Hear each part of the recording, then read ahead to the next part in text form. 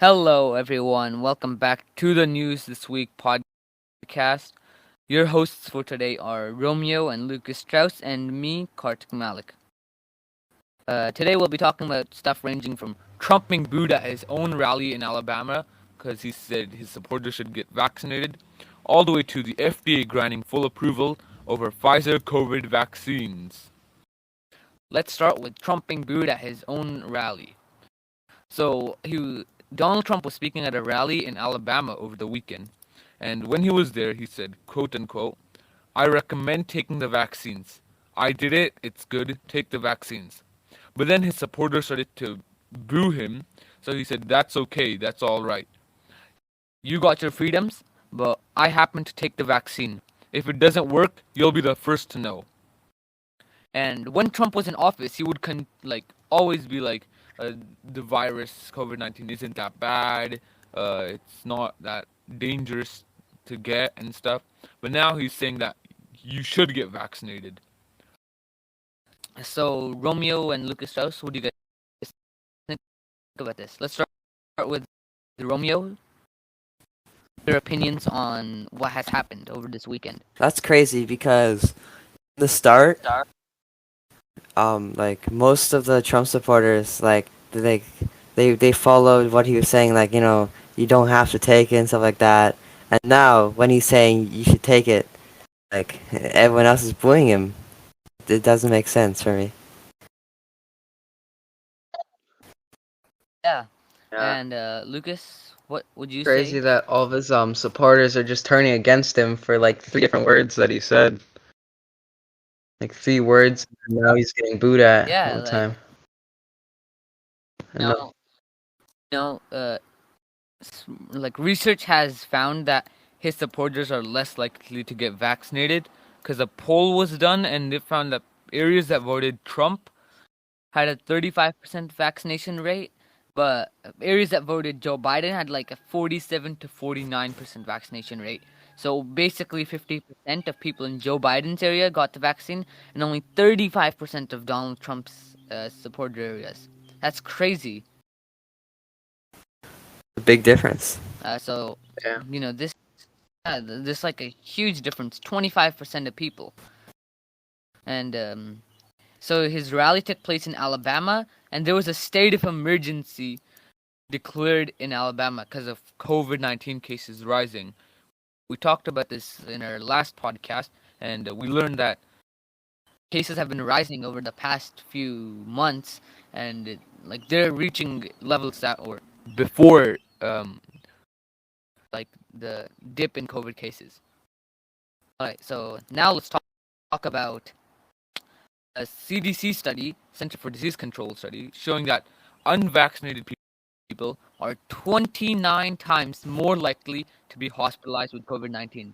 Think about that. If you're not vaccinated, you have a 29 times chance of going to the hospital for COVID-19. So this new study was published in the CDC's Morbidity and Mortality Weekly Report, which found that unvaccinated people were nearly 5 times more likely to be infected with people who got the COVID-19 vaccine, and also that people who didn't get vaccinated were more likely to go to the hospital. So Romeo, Lucas, let's start with Lucas this time. What do you think of this? Like, do you think it's I think people, interesting or like? I think people should just get the vaccine. Like 20 times more likely to go to the hospital. So if you don't want to go to the hospital, just get the vaccine. I don't understand why people aren't. Like I know people are like afraid and like they just don't want to get it. But then, in my opinion, you should because you want to stay safe from the virus. And Romeo? Well, the thing is, if you get the vaccine, like you're like helping out the entire world because like that's like a one less person that could get COVID, and and the hospital has to treat. So if everyone just gets the vaccine, then like COVID will go away sooner. So Yeah, we should all get the vaccine, everyone. We need to stop COVID-19. Some areas are doing better than others, but hopefully, if more people sign up for vaccinations, we can eventually make COVID-19 like disappear forever.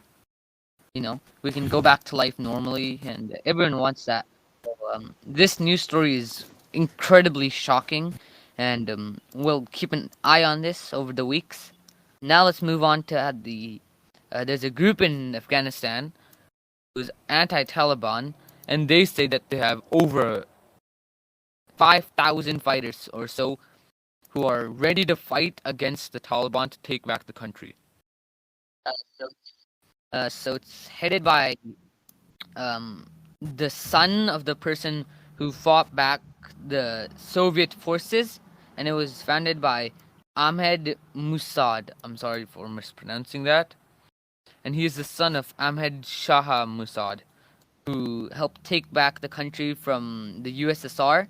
And then, he went on to lead the Afghan government's military wing against rival militias in the 1990s. And he was assassinated, unfortunately, in 2001. But now his son wants to take back the country, and their forces are currently hiding in a region of Afghanistan called the Panjshir Valley, which is a stronghold that they have. It's a valley famous for stopping the armed Soviets from taking over Afghanistan, and now they're using it to stop the Taliban from completely taking over the country. So let's start with Romy this time. What do you think of this? Like, isn't it incredible? Romeo Strauss? Well, I think that like them like standing up to the Taliban is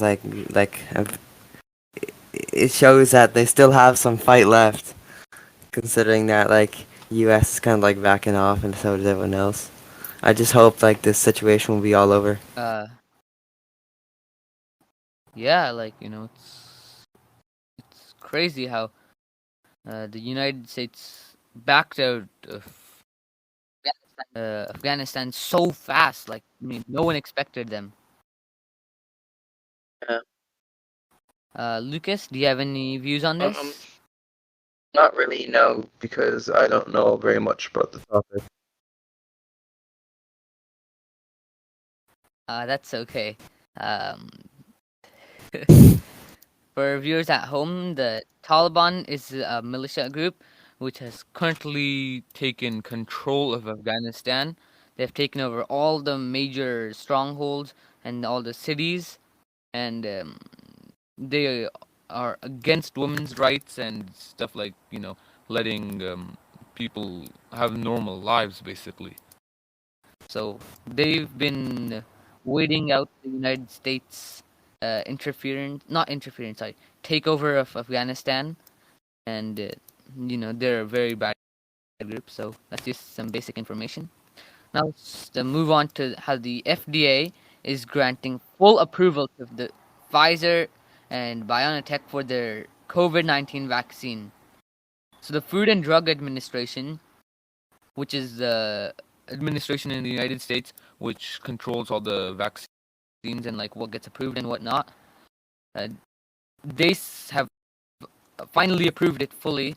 So it's incredibly interesting, and sorry, there's an ad playing if you guys heard that, and it's quite interesting about this. Lucas, what do you guys think about this? How it's got, how it's gotten full approval? I think it's been forever since all the vaccines came out, like over like a year they came out, and only now they're finally accepting the Pfizer vaccine. I mean, it's not accepting. It's like they were approved after doing countless studies. Like currently, they were just in a stage where they weren't fully approved, but they had been given emergency authorization because we needed to stop COVID-19. So they were approved with a moderate amount of information. But now they've gathered information from thousands of vaccinations, and they've compiled all the research to say it is 100% safe. Yeah. All right. So, we'll be back after this short ad break. See you guys later.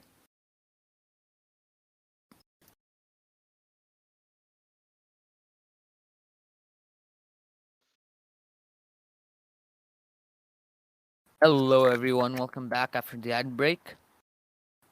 We have received some breaking news that in the Kabul airport there have been explosions. ISIS has reportedly attacked the Kabul airport, and some suicide attacks have happened. And the U.S. troops and many Afghanistani people waiting outside the airport have been killed. At least 13 U.S. members and at least 60 Afghani people have been killed, and 140 people have been wounded. This is breaking news right now, guys. We're probably the first people to report about this. So 2 explosions have happened. One outside a hotel and one outside the main gate called Abbey Gate. And these 2 attacks are reportedly by ISIS, although there's no proof of this. Lucas, start with Romeo. What are your thoughts on this? Attacks, like there's so many things going on right now in the world. Like the attacks on the airport apparently being caused by ISIS. It's just crazy. Yeah, there have been 95,000 people evacuated using Kabul airport, and this is the one place that the soldiers need to keep safe because it's the only passage they have to get out of Afghanistan right now. All other airfields have been compromised and stuff, so they need to keep this safe. And it's a very dangerous area right now because since everyone's crowded in one area, if a car rams into them, all of them are at very high risk. Or say someone walks in acting like they want to escape and they manage to make it into the middle of the crowd, like in a suicide attack, that would be so dangerous. Like, what if next time it's not 60 or 70 people passing away, which is still very tragic. But next time it could be a higher death toll. It's crazy. What are your opinions I on guess this? it's just their one way out. This is being attacked. Yeah, Lucas, you have any opinions? Yeah. What I want to know is why are they doing these attacks? Is it so they'll stop people from exiting a country? Actually, Lucas, you've hit it right in the head. That's exactly why they want to do these terrorist attacks. They want to stop people from getting out of the country and stuff. And mostly it's just to show the U.S. that we're in control of this country now.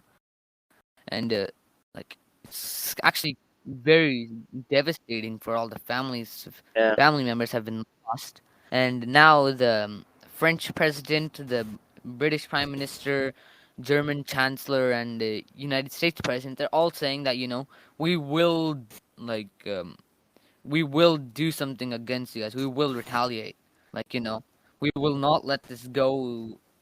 We won't forget this ever.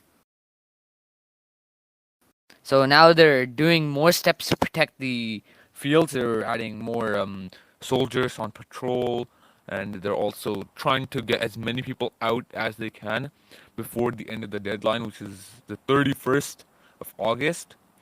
And there's still hundreds of thousands of people waiting.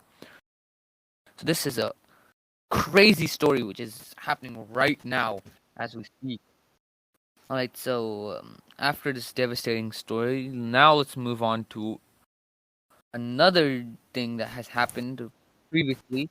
Capitol police officers who were protecting the U.S. Capitol on the day of the January 6th invasion of the Capitol, as we all know, when Republicans and other groups went and stormed the United States Capitol, forced it into lockdown. Few people, I think 5 people passed away that day.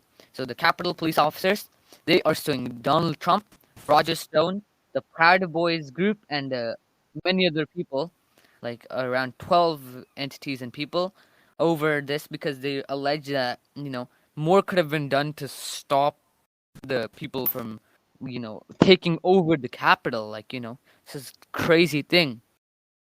So they're suing them for a few $1 million, but right now we're not exactly sure. It's still under wraps.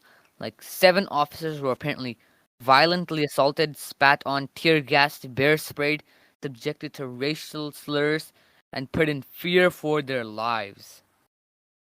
And this lawsuit is supposed to happen soon. And so, Romeo, Lucas, what do you guys think of this? Let's start with Lucas this time. Yeah, I think it's still crazy that they even decided to storm the Capitol. Like, I saw it on the news when it first came up, and I was so surprised that people actually went there and did it. Yes, crazy. Romeo, any opinions? Yeah, I'm very, very surprised also. Like, why would you risk like getting put in jail or getting charged, and going to the Capitol, and raiding and assaulting the officers that are there? It just doesn't make sense to me. Like, why would you do that? I mean, I suppose it's because like they were mad that Donald Trump lost the election, which was, by the way, done perfectly legally. He lost. Everyone knows that. Mhm. But they were like mad. They're like, we don't believe he lost it because few sentences that Donald Trump may have said caused this to happen, and it's very dangerous. Like these people, they put their lives at risk to defend members and senators from being hurt. Like they put their lives at risk for this. So they're now suing Donald Trump for making all the people want to raid the Capitol in the first place. And this is still a new story, so we'll be talking about this in next episode's podcast too. Now let's move on to the how a hacker has stolen $610 million in Bitcoin and cryptocurrency, and then he returned it. He returned it all.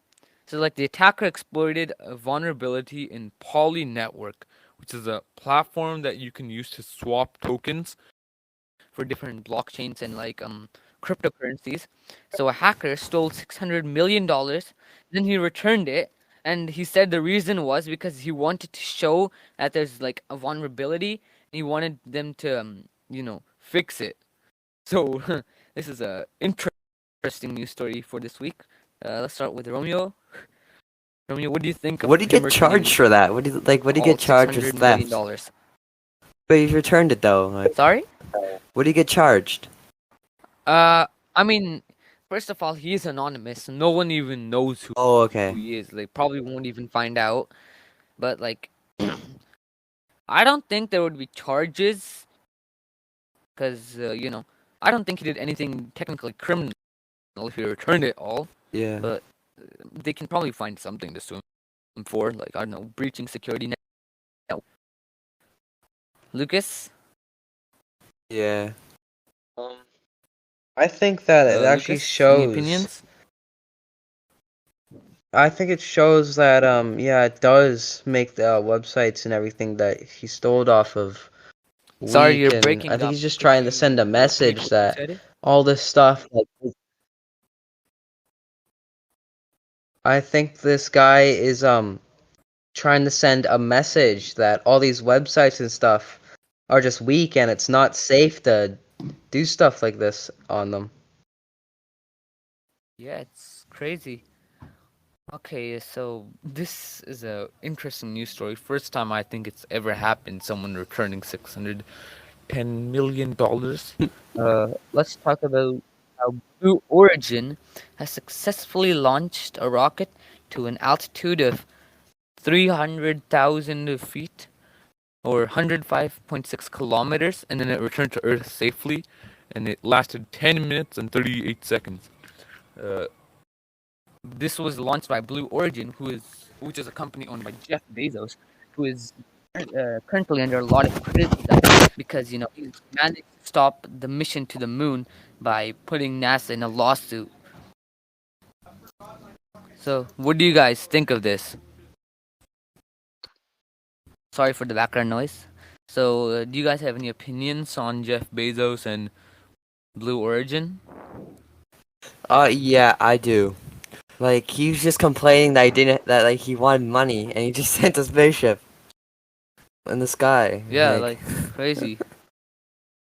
Like, what was he? He has enough money, like, oh my gosh. He's a trillionaire, and Like yet many he's people are, doing... a lot of people are criticizing him for copying Elon Musk's design and stuff. I don't think that it's bad for there to be competition, but when you start to put lawsuits, which put like missions which are going to change the world in jeopardy, I think that's when it becomes a problem that needs to be fixed. Like, we need to do something which will like stop stuff like this from happening in the future. Lucas, any opinions? Not really, no.